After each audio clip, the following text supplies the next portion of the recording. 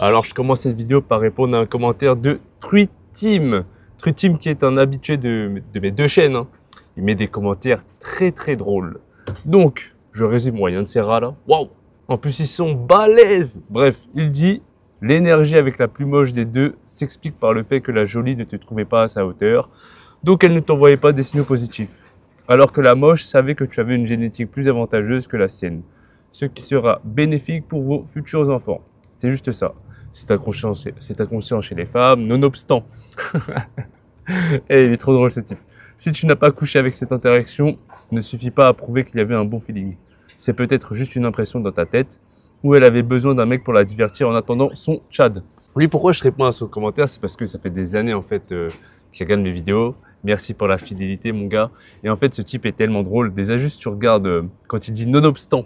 Tu sais que c'est un mec de forum JVC, JCV, jeuxvideo.com, JVC. Ce type, je lui ai déjà proposé plusieurs fois pendant un live qu'on s'appelle. Parce que je veux vraiment discuter avec lui, je veux savoir comment il pense. Et lui, en fait, c'est vraiment le type de personnes sur Internet qui font que de se plaindre, qui, à chaque solution, ont un problème. Du coup, moi, je suis vraiment curieux par rapport à comment il est dans la vraie vie. Je me demande à quoi il ressemble, je me demande comment il pense. C'est pour ça que je lui ai proposé de faire un appel. Après, certes, c'était un live et peut-être qu'il ne veut pas parce qu'il est pudique, parce que, ok, je ne sais quelle raison. Du coup, là, mon gars, Truiteam, je réitère mon appel, sauf que là, tu m'envoies un mail et on s'appelle en privé. Parce que vraiment, je suis curieux de ouf sur qui tu es. Je veux voir à quoi tu ressembles. On se fait un visio, mon gars. J'ai envie de discuter avec toi. J'ai envie de voir ta façon de penser. Je veux connaître ta vie, en fait. Tu as quel âge? Tu fais quoi dans la vie? Les gonzesses, c'est comment? Parce qu'en fait, lui, il met beaucoup de commentaires pour dire que, en gros, lui, c'est la misère. Il a parlé avec plein de filles, plein de rendez-vous, mais toujours rien à la fin. Il se plaint, il se plaint. Et comme j'ai dit, lui, c'est le type de mec sur Internet qui, dans la vraie vie, en fait, parce qu'il a un échec, il va jamais se remettre en question. Il va toujours chercher un responsable, un tel, mais c'est jamais lui. Et du coup, ça, pour moi, c'est vraiment le type de mentalité que je ne veux pas, en fait, avoir autour de moi dans ma vraie vie. Et parce qu'en fait, c'est un truc que j'ai pu avoir pendant de très longues années sur cette chaîne. Me plaindre, pointer pointer les gens du doigt, chercher, en fait, des responsables autres que moi-même. Et lui, en fait, encore une fois, il symbolise ce genre de mentalité. Les mecs des forums, tu sais, la communauté Black Pill, Red Pill, je sais pas quoi, les gens sur Internet, en fait, parce que dans la vraie vie, ils vont connaître un échec, 2 échecs, 3, 4, bref, peu importe, mais c'est jamais de leur faute. Ça, c'est vraiment le truc que, avec le temps, j'ai fini par comprendre que dans la vie, en fait, tu es responsable, en fait, à 95% de ce qui t'arrive, si ce n'est plus. Tu vois, mais en gros, la plupart du temps, c'est toi le responsable. Donc, c'est vraiment quelque chose que je veux mettre en avant, ça. Se plaindre, en fait, ça n'apporte pas grand-chose. Et ce type-là, Truiteam, avec tous les commentaires qu'il peut mettre sur ma chaîne, parce qu'il en a mis plus d'une centaine. D'ailleurs, encore une fois, mon gars, merci pour la fidélité. Mais voilà, échanger par commentaire, c'est quand même très limité. Donc, moi, ce que je te propose, encore une fois, mon gars, je te le rappelle, envoie-moi un mail parce que je n'ai aucun moyen de te contacter. Dans la description, il y a soit mon mail, soit mon Instagram. On rentre en contact, on s'organise un visio et on fait ça. J'espère vraiment que tu vas le faire, mon gars. Et pour ceux qui n'ont pas le contexte de son commentaire, en fait, c'est suite à ma dernière vidéo où je raconte l'anecdote que j'ai rencontré une femme dans le bus entre Pattaya et Bangkok où il y avait 3 Philippins, un homme, 2 femmes. Et en fait, j'ai vraiment beaucoup sympathisé et connecté avec une des deux et c'était la moins jolie des deux. En fait, c'est pas qu'elle était moche ou pas attrayante, c'est juste que si tu compares à sa copine, bah, sa copine était vraiment très jolie. Et du coup, voilà pourquoi elle a dit ce commentaire. Mais en tout cas, cette mentalité de fataliste, c'est vraiment, encore une fois, quelque chose que je ne veux pas dans ma vie. Enfin bref, là, je vais aller m'entraîner. Voilà. Hop. Regarde comment c'est technologique. Let's go. Mais quel poulet! Non, je suis choqué là! Non, c'est trop! Je suis avec mes gars en plus, là, ils sont en train de me prendre pour un fou. Non, mais quel poulet! Waouh!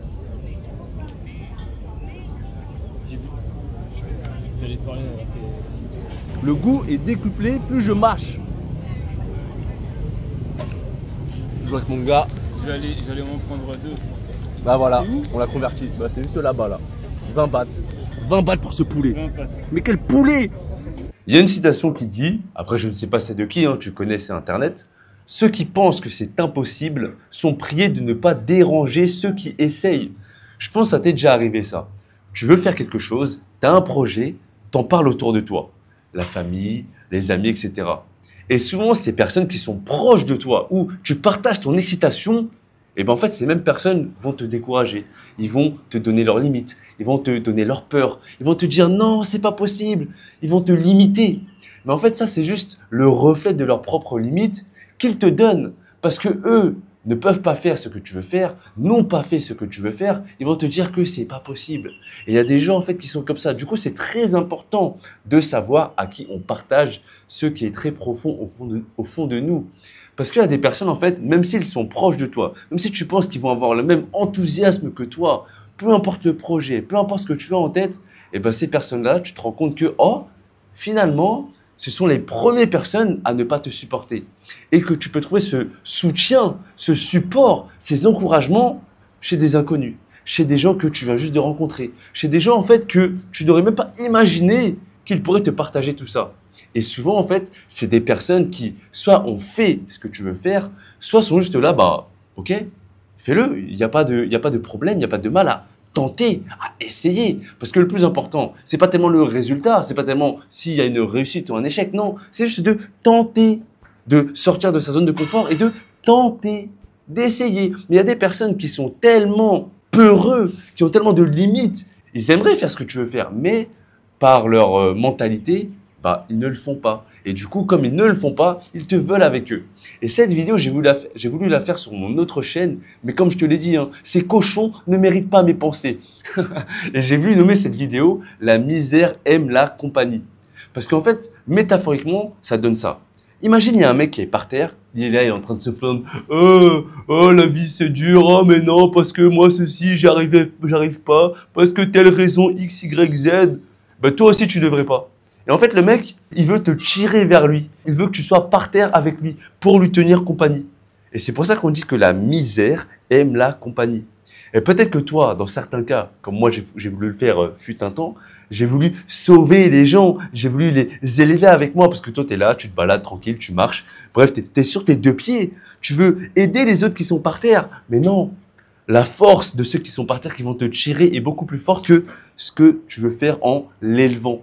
Tu vois? Donc, il y aura des moments où tu as un truc en tête, juste ne pas partager avec des personnes où tu sais d'avance, ils vont pas te soutenir, ils vont pas t'encourager. Ils vont même, au contraire, te mettre des bâtons dans les roues. Et savoir faire le discernement, la distinction avec des personnes qui pourraient partager ton enthousiasme ou juste ne rien dire. Voilà. Si tu n'encourages pas, au moins ne dis rien.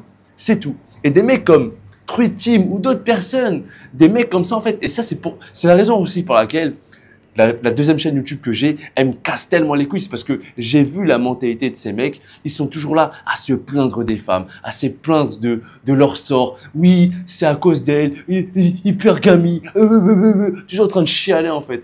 Et ça, c'est un truc vraiment, je déteste. Je déteste parce que je ne suis plus dans cette vibration. Oui, fut un temps, j'ai pu me plaindre, j'ai pu pleurer, mais aujourd'hui, je ne veux plus de cette mentalité parce que je suis sorti de ça. Tu vois, certes, avant, j'ai pu être comme ça, par terre, fallait comme une merde, mais c'est bon.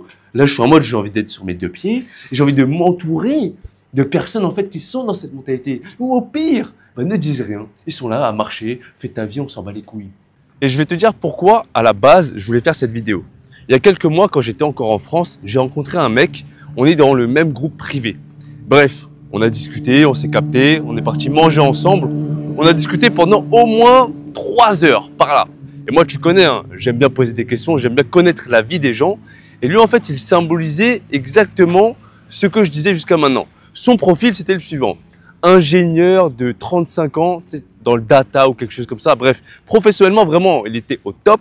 Après, il avait quitté son taf parce que je crois qu'il avait fait un burn-out, un truc comme ça. Bref, 35 ans et il a perdu sa virginité à 34 ans avec une escorte. C'est pas un truc qui me choque. C'est pas un truc sur lequel je vais le condamner. Oh, c'est pas bien. Oh, la honte. Non, je m'en fous parce que je peux comprendre. Maintenant, il y a le côté où il y a cette mentalité de mec. Oh non, c'est toujours la faute des autres, je sais pas quoi. Et lui, c'est typiquement le type où je sais, hein, tu peux le retrouver dans ce genre de commentaires, à regarder des vidéos Red Pill, relations homme-femme, parce que lui, dans la vraie vie, c'était pas un mec justement qui avait beaucoup d'expérience, raison pour laquelle il a perdu sa virginité à 34 ans, etc. Et c'était sa seule expérience, hein. Il a fait une seule fois à 34 ans avec une escorte. Et même tout ce que je te dis, ça peut concerner les femmes, le business ou peu importe quoi. C'est vraiment une mentalité. Il y a Luc Bellemare, j'aime beaucoup, c'est un multimillionnaire américain, argentin, qui dit « Broke is a condition of the mind ». Tu vois, donc la pauvreté, en fait, c'est un état d'esprit. Et du coup, quand je discutais avec lui, je voyais en fait ses limitations, ses peurs, ses doutes. Parce que tu sais, quand on discutait, moi, je fais en sorte de mettre les gens à l'aise, de poser des questions, certes, personnelles, intimes, mais je dis « Hey mon gars, moi, je juge pas, je suis vraiment là pour discuter avec toi tranquille. En fait, là, tu peux me dire ce que tu veux, je m'en fous en fait. Parce que je sais très bien que ce genre de sujet, pour nous les gars, c'est sensible. On a honte, on veut se cacher, on a du mal à en parler. Et le fait que lui et moi, on se connaît pas à la base, on discute de ça très rapidement, parce que moi, tu connais, hein, c'est quelque chose que je mets sur la table assez rapidement. Et surtout que, à ce moment-là, je faisais encore des vidéos sur ma chaîne OnlyFans, du coup, j'avais besoin d'inspiration, bref, voilà quoi. Et du coup, je le mettais à l'aise, je le prévenais, mec, je te juge pas, je m'en fous. Mais pour autant, je le voyais dans son regard, tout simplement, il fuyait mon regard, il baissait les yeux, il avait du mal à parler de ça. Je peux comprendre, mais encore une fois, je le rappelle, moi, je m'en fous. Il y a des gens, en fait, quand tu les écoutes parler, tu vois, en fait, de quelle manière ils pensent. C'est quoi leur mentalité? Est-ce que c'est des gens qui vont t'encourager à t'élever? Ou c'est des gens, en fait, ils vont toujours critiquer, pointer le problème du doigt et te faire descendre, en fait. Ils vont te mettre dans un mauvais mood. Donc, il faut vraiment savoir avec qui on s'entoure pour voir, en fait, qu'est-ce que ça peut t'apporter. Et pose-toi la question, justement, quand tu regardes des choses sur Internet, est-ce que ça t'élève ou est-ce que ça te fait juste baisser et te faire rester dans ta condition de broke? Tu vois, parce qu'encore une fois, c'est un état d'esprit. Le fait de vouloir s'en sortir, le fait de vouloir chercher des solutions, le fait de vouloir essayer, de tenter, de ne pas s'arrêter, en fait, de continuer de marcher.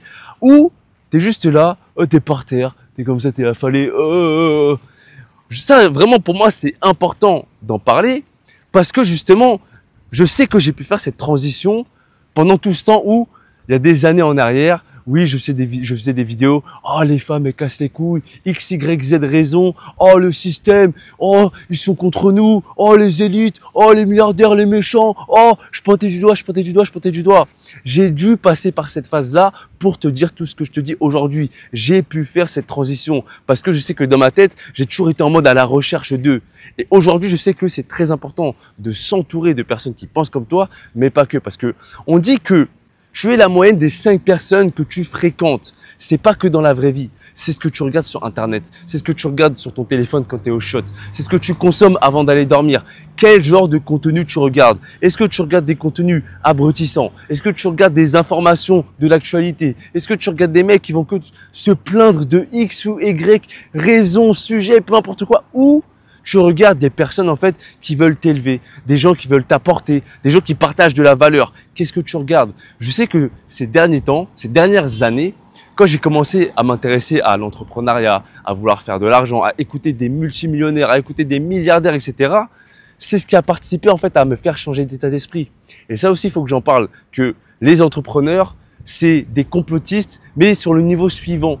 Tu es dans une phase où tu es en mode complot, oh, tu regardes tout ce qui va pas bien, tout le mal, etc. Mais le niveau d'après, c'est quoi? C'est entreprendre.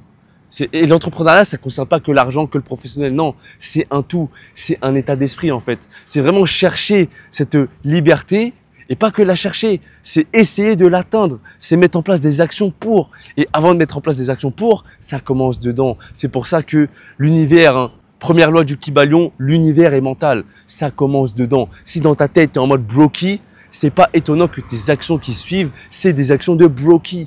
Mais si dans ta tête, tu es riche et tu as envie de faire des choses, tu t'imagines des grandes choses. Attends, mais c'est magnifique là. Oh là là, waouh. Oh waouh. Je sais pas si tu as ma vision. Waouh. C'est incroyable. Bref, si dans ta tête, tu t'imagines des trucs grands, tu as de l'ambition, dans la logique, en fait, ce que tu vas entreprendre dans ta vraie vie, ça va suivre. Mais si dans ta tête, tu as toujours des limitations, tu as toujours des excuses, tu te justifies pour X, Y raison, parce que tu n'y arrives pas, c'est jamais toi, c'est toujours les autres, en fait, ça traduit comment tu penses ici. Et pour en revenir au mec que j'ai rencontré en France, tu sais, le mec de 35 ans qui était puceux jusqu'à l'âge de 34 ans, lui, en fait, quand je discutais avec lui, que je lui présentais des solutions, et je sais que ça lui touchait, ça lui parlait, parce que En fait, le regard ne trompe pas, les réactions ne trompent pas. Ça se voyait que quand je parlais, il était réceptif et que ça résonnait en lui. Mais malgré tout, il était tellement limité par ce qu'il avait appris pendant tout ce temps, par ce qu'il avait vécu, par son expérience personnelle, par l'histoire qu'il se raconte dedans. Eh bien, ce que je disais, ça ne faisait pas mouche, ça n'allait pas vraiment au fond pour que ça puisse lui changer sa façon de penser. Et ça, en fait, j'ai compris que je pouvais rien faire. Encore une fois, raison pour laquelle ma deuxième chaîne YouTube, quand j'ai voulu commencer à parler, me mettre en avant et dire des choses, partager mes pensées comme je le fais maintenant, eh ben c'est qu'on n'était pas réceptif. Donc encore une fois, je le répète, ces cochons ne méritent pas ma confiture. Et un commentaire de G Axi que j'aime beaucoup. Surtout, ne lâche rien, Tony. N'oublie jamais qu'un entrepreneur qui réussit est avant tout un loser qui n'a jamais abandonné. La plupart du temps, le succès ne dépend que de nous-mêmes. Tu dois d'abord compter sur toi pour réussir. Mais il est tout aussi essentiel de t'entourer des bonnes personnes. Et en fait, c'est ça, le rapport à l'échec. Est-ce qu'on m'entend avec les poules là, les coqs? Qu'est-ce qu'on fait après avoir échoué? Je sais que dans ma vie, j'ai raté tellement de trucs. Franchement, dans tous les domaines de ma vie, j'ai connu tellement d'échecs. L'école, le travail, les gonzesses, mon rêve de devenir footballeur, ma seconde chaîne YouTube, on peut considérer ça comme un échec.